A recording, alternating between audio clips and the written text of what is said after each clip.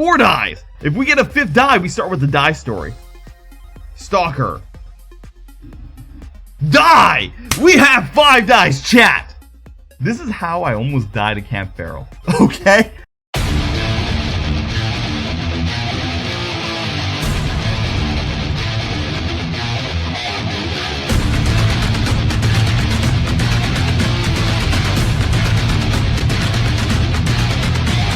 So, well, like I said before, at Camp Feral, there is tons and tons and tons of camp activities, okay? There are so many camp activities, and like, you almost don't have enough time to try them all.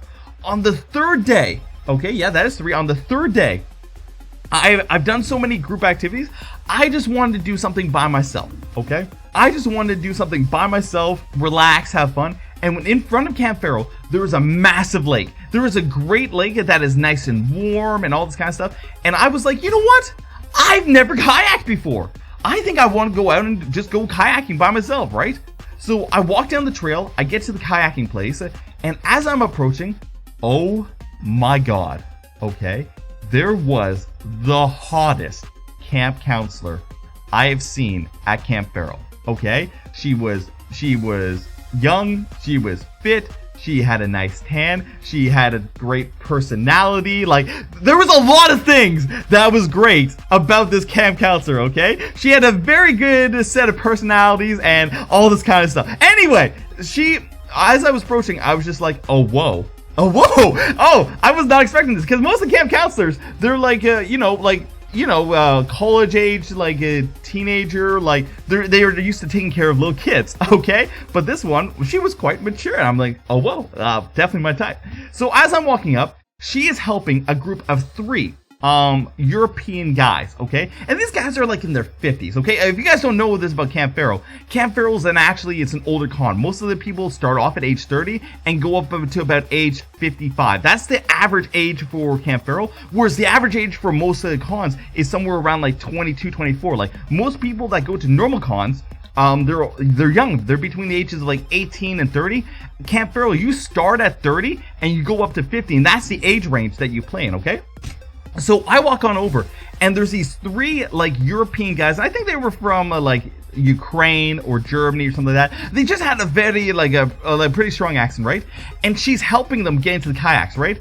And they're failing so goddamn hard. Like they get in the kayak and they instantly flip. They can't swim. They're struggling to get onto the dock. They're overweight. Like, they're just failing so goddamn hard. And like, I watched them fail hard as she's trying to like help them up, so that, and eventually she just sighs and she's just like, okay, would you gentlemen like banana boats?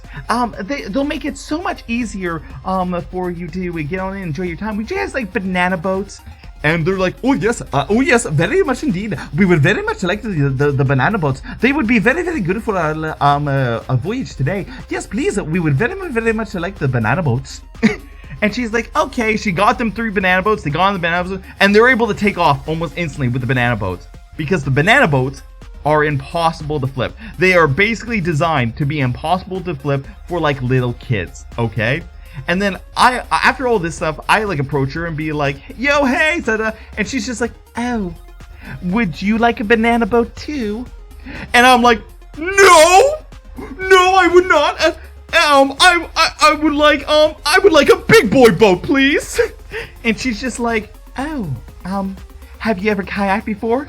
And I'm like, no, but I want that one. And I point over, like I go over and I grab a kayak, okay? And I did not know this at the time, but these are trick kayaks. These are not the normal kayaks.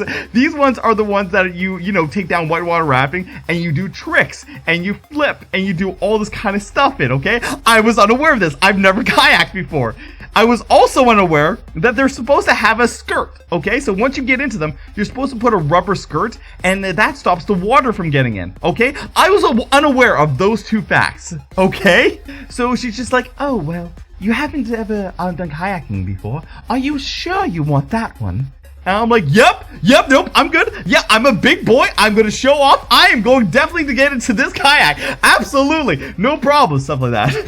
So I go ahead. I grab a paddle. I get into the kayak. And I am skilled. Okay, guys. I grew up on lake systems. I grew up on the water. My parents owned a marina. I used to canoe. I used to swim. I am very strong in the water, okay? And I'm very good with my balance. I have a pretty good core. You know, I got all the tools that I need to be able to kayak, okay? So I slip in the water. I don't slip up once. I just slip on in and I start kayaking away, okay? Because, you know, I'm just skilled at that, right? And I'm all proud of myself. I'm splish splashing across the lake, stuff like that. And I get all the way to the middle of the lake.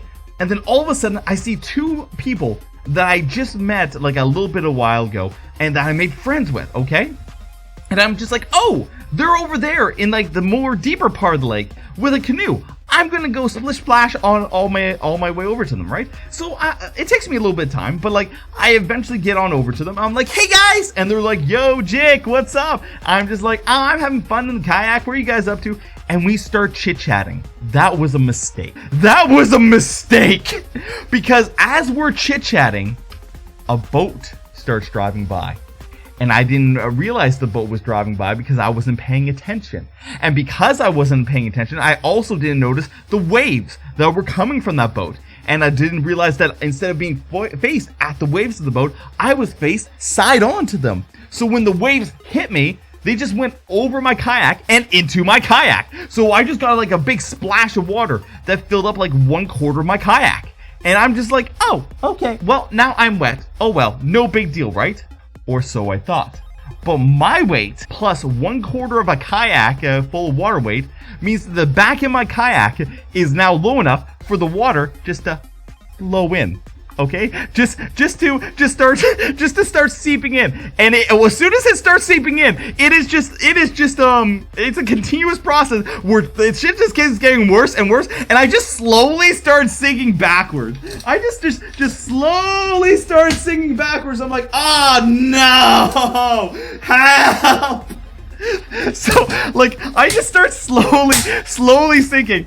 And I'm chill. I have a life jacket on, and I'm just like, okay. The worst case scenario, the kayak sinks a little bit. It's gonna float back to the surface, and then I'm gonna empty the water. I'm just gonna climb back in. I'm not panicking at all. I'm not panicking at all until I realize that it's not going back up. And I mean, the kayak, it just keeps sinking. I did not realize that a trick kayak does not have the buoyancy once it's filled up with water not to come back to the surface. So all of a sudden this kayak just keeps sinking on me and sinking and sinking. I had in a life jacket, I had to like dive underwater to grab this fucker and pull it back to the surface and start emptying it in the emptying the water out, okay? This entire time that I am struggling, that I am like trying to lift this kayak over my head and all this kind of stuff, the guys in the canoe are laughing at me and taking pictures. They are literally taking pictures of me struggling, drowning in the lake as I am trying to get this kayak back up, okay? So I get it back up, I empty out some of the water, put it to the side, I try to get in, fail, kayak sinks again. I do it again, fail, kayak sinks again. I do it again, fail, the kayak sinks again. All of a sudden, the lifeguards of the lake that were in a boat pull on up. They look at the two in the canoe and they're like, oh yeah, you two are some big help. They pull up to me and they're just like, yo, do you need some help? And I'm like, yes, please. I need some help, please. I am small boy in big lake and I am sinking very, very much. I would love some assistance, please, right?